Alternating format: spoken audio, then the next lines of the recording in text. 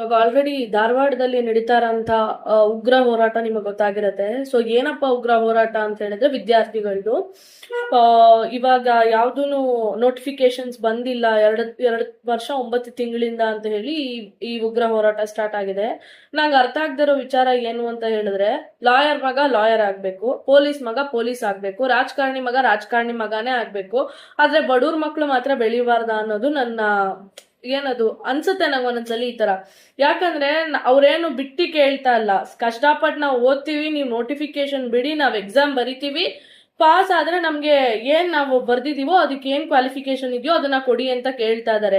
ಆದ್ರೆ ಇಲ್ಲಿ ಭ್ರಷ್ಟಾಚಾರಕ್ಕಿರೋ ಬೆಲೆ ಕಷ್ಟಪಟ್ಟು ನೈಟ್ ಅಂಡ್ ಡೇ ಓದೋನ್ಗಿಲ್ಲ.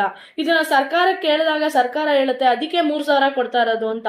ಸ್ವಾಮಿ, ನೀವು ಕೊಡ್ತಾ ಇರೋ 3,000 ಅವ್ರು ಓದಕ್ಕಲ್ಲ, ಅವ್ರ ಲೈಬ್ರರಿ ಖರ್ಚ್ಗೂ ಆಗ್ತಾ ಇಲ್ಲ, ಅವ್ರ PG ರೂಮ್ ಏನ್ ಕಟ್ತಾರೆ, ಅವ್ರದ್ದು ಊಟ ತಿಂಡಿ ಏನು. ಈ ರೀಸನ್ಗೆನೆ ಎಷ್ಟೋ ಜನ ಗಂಡ್ಮಕ್ಳು ಅವ್ರ ಸರ್ಕಾರಿ ಆಸೆ ಅಂದ್ರೆ ಸರ್ಕಾರಿ ಕೆಲ್ಸಕ್ಕೆ ಸೇರ್ಬೇಕು ಅನ್ನೋ ಆಸೆನ ಬಿಟ್ಟು ಬೆಂಗಳೂರಲ್ಲಿ IT-BT ಕೆಲ್ಸಕ್ಕೆ ಸೇರ್ಕೊಂಡು 10-15 ಸಾವಿರಕ್ಕೆ HR ಕೈಯಲ್ಲಿ ಅನ್ನಿಸ್ಕೊಂಡು ಸೂಸೈಡ್ ಮಾಡ್ಕೊಂಡು ಸಾಯ್ತಾ ಇದ್ದಾನೆ. ಇದ್ರಲ್ಲಿ ಹೆಂಡತಿ ಮಕ್ಕಳನ್ನೇ ಸಾಕ್ತಾನೋ ಇನ್ನೊಬ್ಬನ್ನೇ ಸಾಕ್ತಾನೋ ಹೇಳಕ್ಕೆ MA M.Tech. ಎಷ್ಟೋ ಜನ MA M.Tech ಮಾಡೋರು ಇವತ್ತು ರೋಡಲ್ಲಿ ಫುಡ್ ಅಂಗಡಿಗಳನ್ನ ಹಾಕೊಂಡ ಕಾಲ ಕಳೀತಾ ಇದ್ದಾರೆ. ಕಷ್ಟಪಟ್ಟು ಓದೋನ್ಗಿಲ್ ಬೆಲೆ ಇಲ್ಲ. ನೀನ್ 60 ಮಾರ್ಕ್ಸ್ ತಗೊಂಡು ನೀನ್ 80 ಲಕ್ಷ 90 ಲಕ್ಷ ಹೊಡೆದ್ರೇನೆ ನಿನಗೆ ದುಡ್ಡು ಬರೋದು. ಇದ್ ಏನ್ ಪ್ರಪಂಚನೋ ಅಥವಾ ಏನ್ ಭ್ರಷ್ಟಾಚಾರ ನಡೀತಾ ಇದೆಯೋ ನಂಗೆ ಅರ್ಥ ಆಗ್ತಾ ಇಲ್ಲ. ಮೋಸ್ಟ್ಲಿ ನಮ್ಮ ಭಾರತದಲ್ಲಿ ನಮ್ಗೆ ಏನೇ ಬೇಕು ಅಂತ ಕೇಳಿದ್ರು ಉಗ್ರ ಹೋರಾಟ ಮಾಡೇ ಪಡ್ಕೋಬೇಕು ಅಂತ ಅನ್ಸುತ್ತೆ. ಶಾಂತಿಗಿಲ್ ಬೆಲೆನೇ ಇಲ್ಲ ಅನ್ಸುತ್ತೆ. ನಿಜವಾಗ್ಲೂ ನೀವು ಕೆಣಕಿರೋದು ವಿದ್ಯಾರ್ಥಿಗಳನ್ನ ಇದು ಎಲ್ಲಿ ಹೋಗಿ ಮುಟ್ಟುತ್ತೋ ನನಗೆ ಗೊತ್ತಿಲ್ಲ.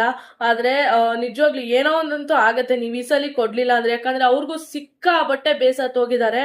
ಸೊ ನೋಡೋಣ ಇದೇನಾಗತ್ತೆ ಅಂತ ಹೇಳಿ. ದಯವಿಟ್ಟು ನೀವು ಓದ್ಬೇಕಾದ್ರೆ ಡಿಸೈಡ್ ಆಗ್ಬಿಟ್ಟು ಓದಿ. ನಾನು ಸರ್ಕಾರಿ ಕೆಲಸ ತಗೋಬೇಕು ಅಂದ್ರೆ ಉಗ್ರ ಹೋರಾಟಕ್ಕೆ ಇಳಿಬೇಕು ಅಂತ. ಇದು ನನ್ನ ಒಪಿನಿಯನ್. ನಿಮ್ಗೆ ಏನನ್ನಿಸ್ತು ಅಂತ ನೀವು ಕಮೆಂಟ್ ಮಾಡಿ.